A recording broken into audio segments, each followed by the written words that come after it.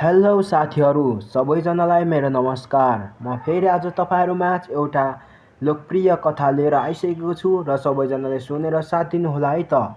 र यो लोककथाको शीर्षक रहेको छ चतुरे स्याल। परापूर्वकालमा सलोक मान्तक वनमा एउटा चतुर स्याल बस्ने गर्दथ्यो। त्यो स्यालले गाउँमा गएर चिल आयो भन्दै गर्दथ्यो। मानिसहरू माथि आकाशतिर हेर्न थाल्दथे।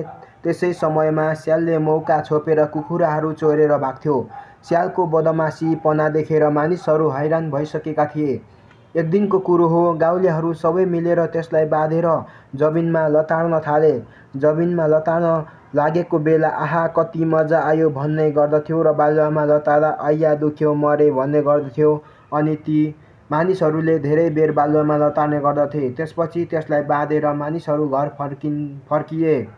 त्यसको केही समयपछि त्यही बाटो हुँदै एकजना बटुवा आउँदै थियो। उक्त मानिसलाई देखेर स्यालले बोलाएर सोध्यो, तिमीलाई के गर्न मन लागेको छ? मान्छेले पिङ खेल्न मन लागेको कुरा स्याल समक्ष गर्यो। स्यालले त्यस मानिसलाई सबै कपडा खोल्न लगायो र पिङ खेल्न अनुरोध गर्यो। अनि मानिसले स्याललाई बाँधिएको डोरी खोलिदियो। त्यसपछि स्यालले त्यस मानिसलाई डोरीले बाँधिदियो र त्यस मानिसको कपडा लगाएर ऊ त्यहाँबाट हिँड्यो। उसलाई निकै भोक लागेको थियो। खाना वा भोजनको खोजीमा स्याल हिँड्दै थियो। त्यसै क्रममा उसले सिनो देख्यो। उक्त सिनोलाई खान थाल्यो। खाँदा खाँदा ऊ सिनोभित्र नै पस्यो र त्यहाँबाट बाहिर निस्कन सकेन।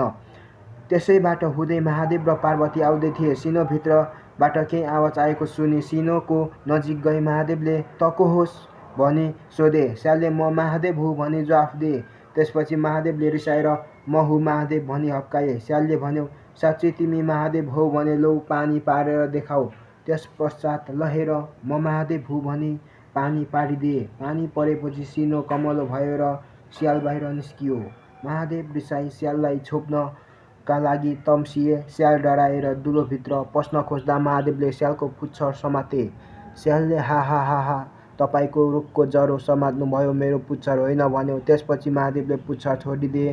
तब स्याल दुलोभित्र पस्यो। त्यसपछि महादेव झनै रिसाएर त्यस स्याललाई मार्न तम्सिए। पार्वतीले सम्झाउँदै "यस्तो चतुर स्याललाई मार्नु हुँदैन, बरु हामीसँगै यसलाई कैलाश लैजाऊ" भनिन् र महादेव पनि सहमत भए। त्यसपछि स्याललाई आफूसँगै कैलाश लगे। लाइक, कमेन्ट, सेयर र सब्स्क्राइब गर्न नभुल्नुहोला। र यस्तै लोककथा लिएर म फेरि तपाईँहरूमाझ आउनेछु।